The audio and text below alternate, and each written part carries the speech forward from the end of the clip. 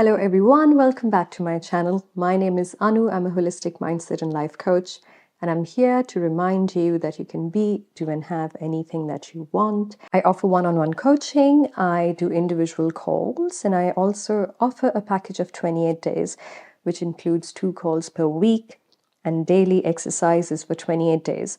You can find all the information about my coaching in the description box below. Today's topic is something that I feel is the need of the hour, and that is emotional intelligence. We are constantly bombarded with information from every corner possible about separation. Now, what do I mean by separation?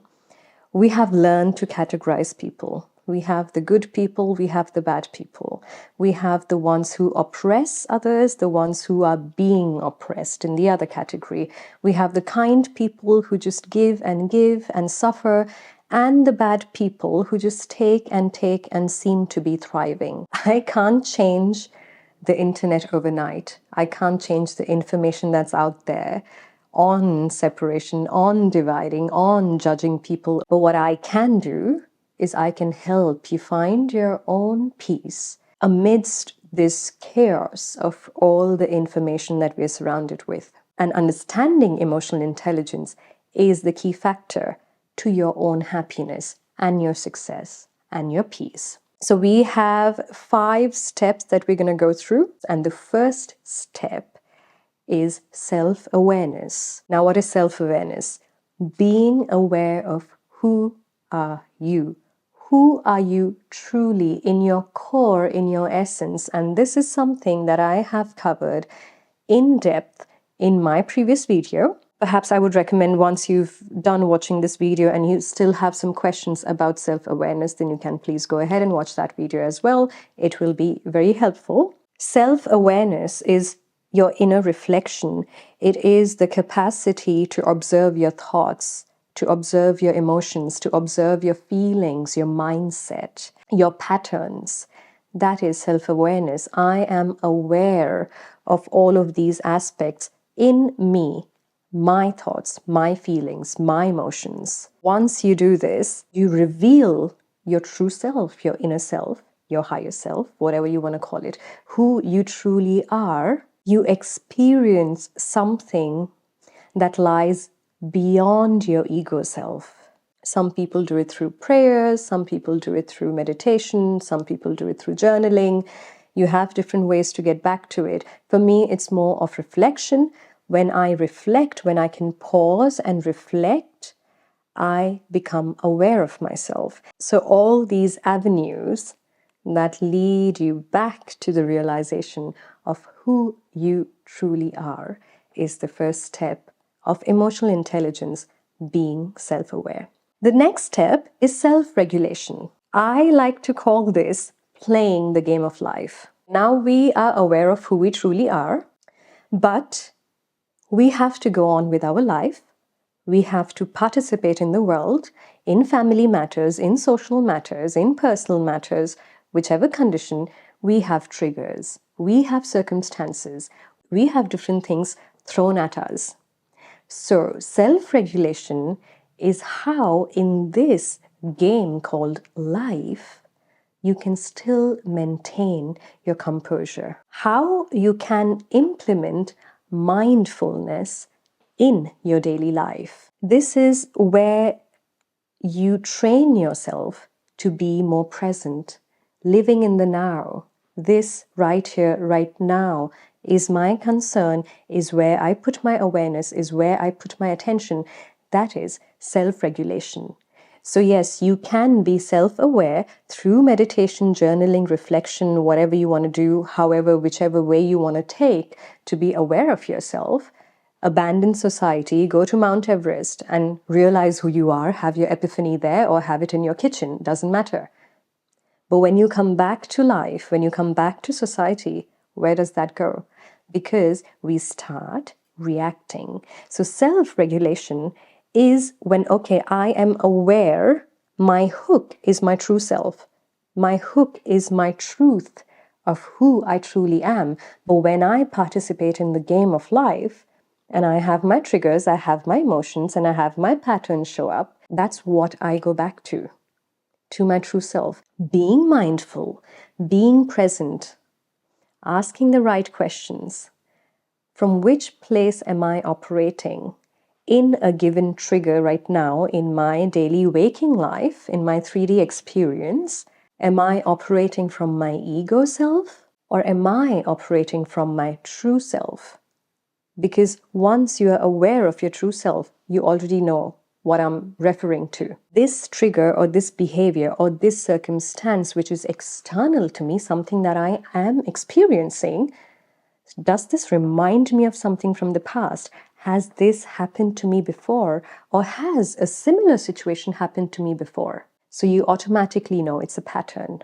Next question can be, am I reacting or responding? Am I operating with my emotions and feelings, and I am so volatile at the moment that I'm instantly reacting? I am getting triggered and I want to give the answer. Am I reacting, or am I being mindful and observing, why is this situation here, and what or which part of me is this triggering? Because reactions come from emotions. And once you become aware of yourself, the first step that I talked about, you realize that you are not your emotions. Your emotions come and go. Like the weather, it keeps changing. You are not your emotions. You experience your emotions. Self-regulation also comes with the understanding that my reality is my reflection of which movie is going on in here. That's the movie that I'm going to see outside. And when you have mindfulness, instead of burning the screen, you're going to think, which part of me does this resonate with? What kind of mentality do I have? What is my mindset that is playing out like this in my reality? So I am not going to waste even a fraction of my energy trying to fix what I see here, what I like and what I dislike. I am going to go within. I'm going to reflect here. Go back to my hook of who I truly am. The third step would be understanding the motivation that drives your higher purpose. This is where I might get some backlash, because I will be talking against the norm of what we are taught about us as an individual. It's me, myself, and I. It is extremely audacious for us to think that I am here just for myself, that my life is just my life and no one deserves anything from me. The pinnacle of self-love, if you see, in our time, we preach more selfishness than self-love. I am so careful to even use the term selfless because it comes with a connotation of being a doormat. I have lost track of how many people that I've spoken about self-love have told me, so you want me to be the doormat? You want people to just walk all over me? Once you understand your true self, who you truly are, going back to point one, self-awareness, you become aware of who you are. You realize there's nothing to lose. There's absolutely no calculation. You don't have to have an Excel sheet of what you did for which person and how you did not get something in return.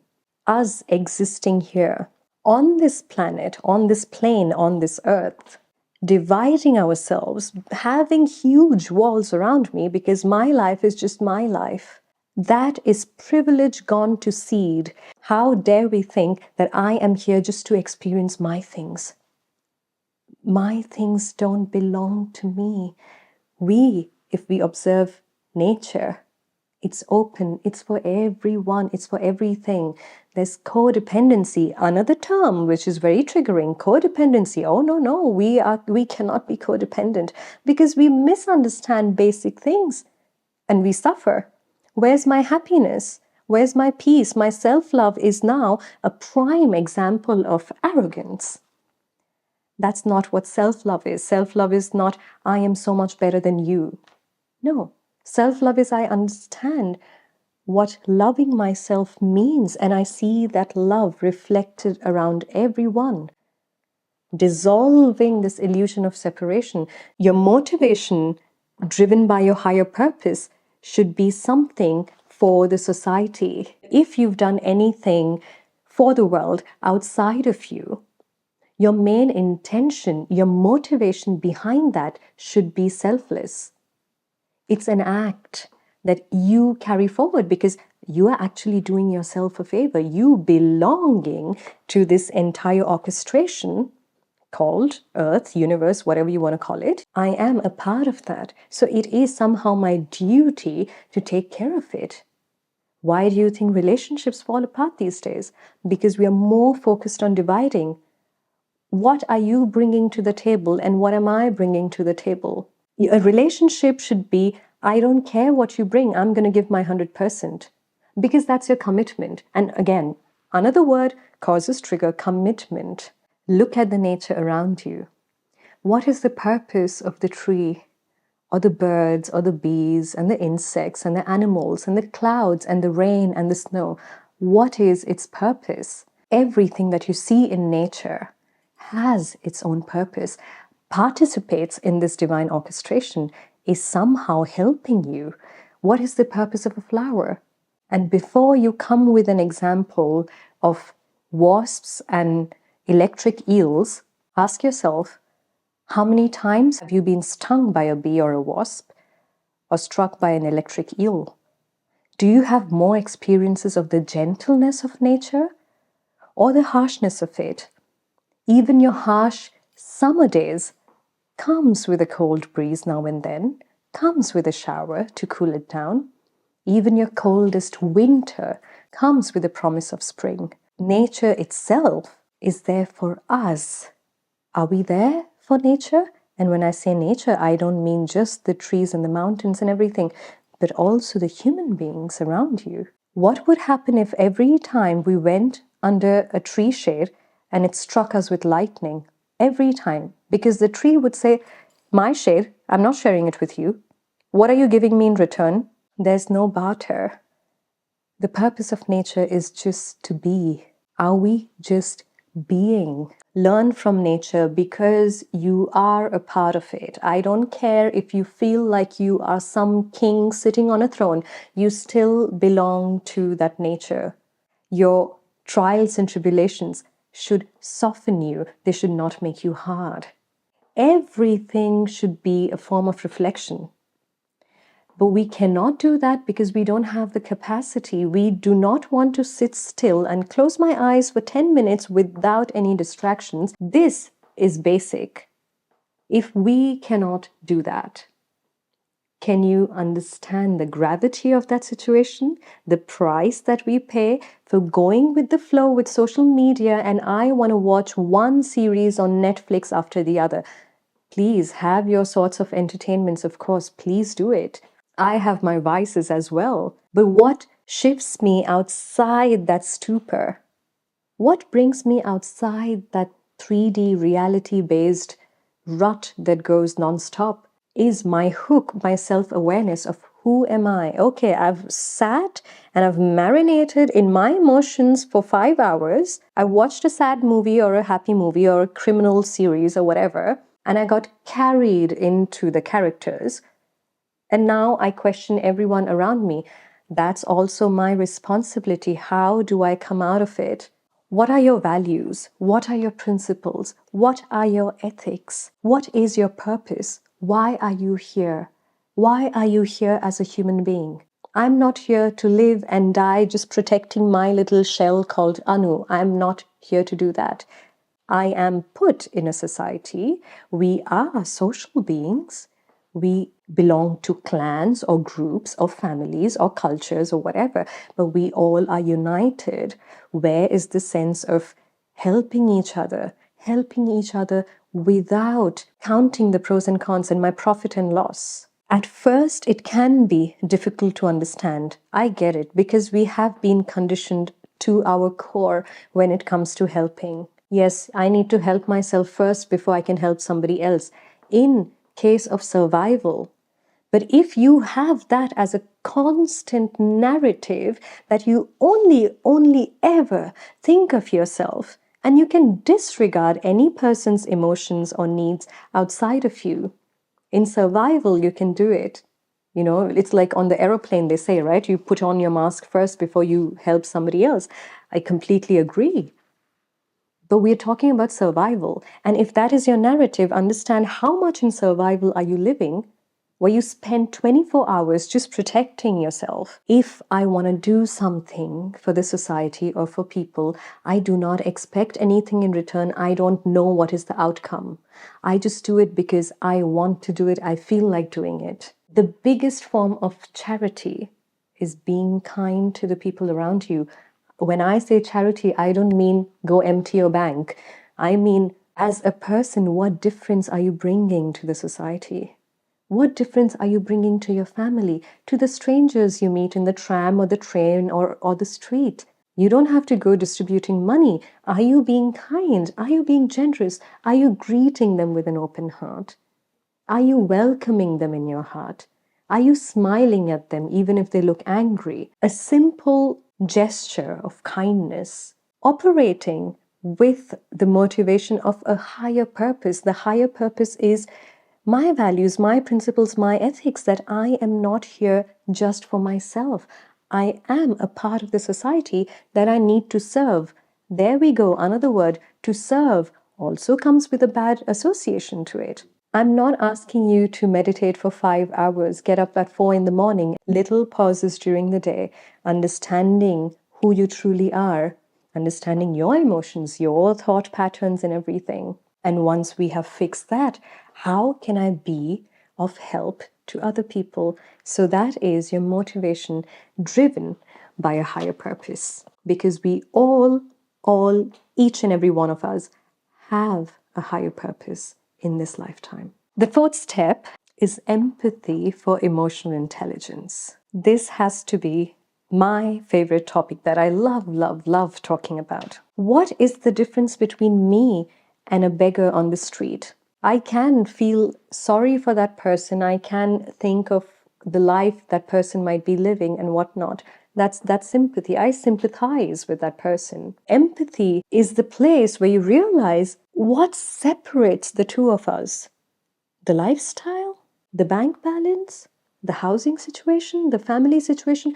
What separates the two of us? The more you go into understanding consciousness, again, not rocket science, basic, who we truly are, the most fundamental core, you realize there is no separation. So when I do something for someone else, I am actually helping my own self. Not because it makes me feel good and elevated, it can. And for the longest time, I thought I'm quite selfish. I'm giving because it makes me happy. That's okay.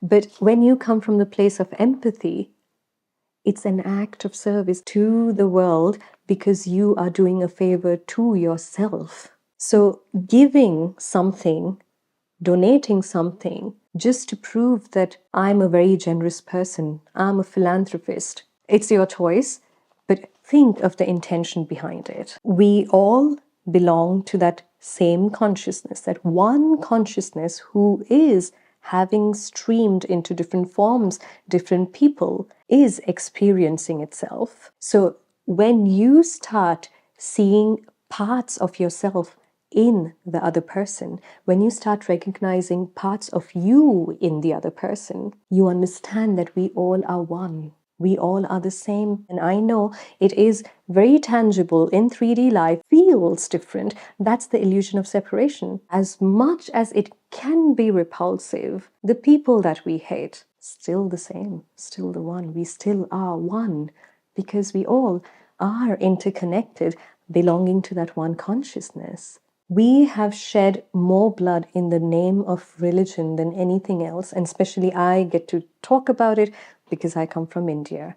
And we have major religions, and just one riot, one political propaganda is enough for us to chase the other person based on their religion. Who constructed that? What makes me different than you based on religion? My God is superior than your God. If we just reflect on all these conditionings, and what does stop us from having empathy is judgment. The moment we free ourselves of judgment, it's a huge relief. Trust me. It is so relieving when you do not have the capacity to judge. And the best way to take away judgment is to tell yourself, I don't know. I don't know. You can get as repulsed as you want about someone who's done some sort of crime that you cannot resonate with. You cannot imagine in your wildest dream how this person could do something like that. Even in that situation, you can tell yourself, I don't know. Don't take it as a mantra. Think of it, reflect on it. We are so easy and quick to jump to conclusion. Again, good people, bad people. I don't know the whole story of what makes this person like this. I don't know. I really don't know. When we were studying forensic medicine, and of course, there were certain situations where I thought, this is absolute evil, but I don't know. What has to happen in a person's life to do that? I don't know. Take away the judgment. You can still say, this is something that's not comfortable for me. This is something that I cannot imagine that people can do that, or life can be like this. I cannot imagine, I cannot fathom. That's absolutely okay.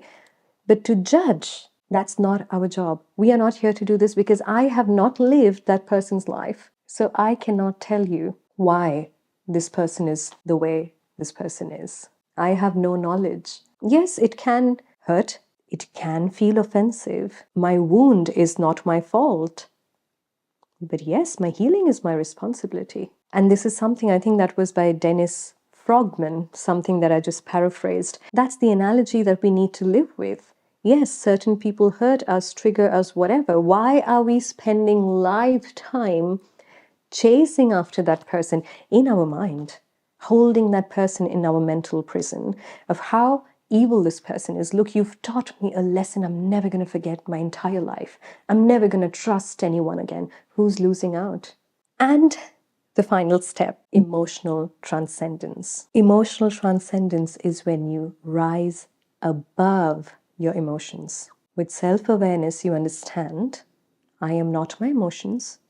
With emotional transcendence, now, to be extremely emotionally intelligent, you know that you can rise above your emotions. Your emotions are mostly reactions, and you can be above that. So basically what you do is you rise above your ego. So to simplify, you don't hold on to anger, jealousy, pride, any emotion that brings you down, that gives you the capacity to judge others, you rise above that. Because your inner peace, your success, your happiness, your ultimate freedom is yours to experience.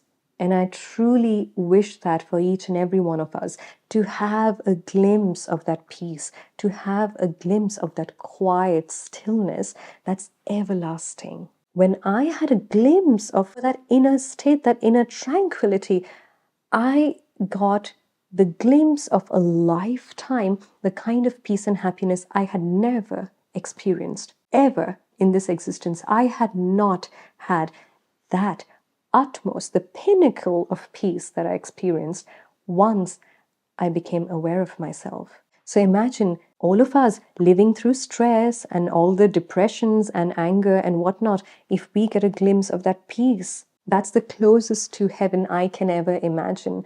That, for me, is heaven. And you can achieve that when you rise above all these limitations, all these anchors of anger and jealousy and judging people that brings you down, that keeps you so rooted in that stupor operating from your ego. You rise above it. And the blindfold is gone once you wake up. You can get diverted again. It's fine. Like I said, life happens. We've not abandoned society and we're not living on Mount Everest. But we have signed up for this. We want to experience the world as well, society as well. This can be challenging because we have our triggers here. And this is where you transcend your emotions. So emotional transcendence, I am above all these flaky ego tricks. I am above that. That's the place you get to. And this place is standing with its arms wide open, We look away when we dwell in anger, resentment, jealousy, hatred, judging. We look away from this peace. We look away from this place of forgiveness, openness, unconditional love. There's no judgment. There's no blame, shame of now you need to be punished because you were bad to your neighbor. None of that. It's just standing there with its arms wide open. And we just turn our backs and be like, no, no, no. Let me first judge that person.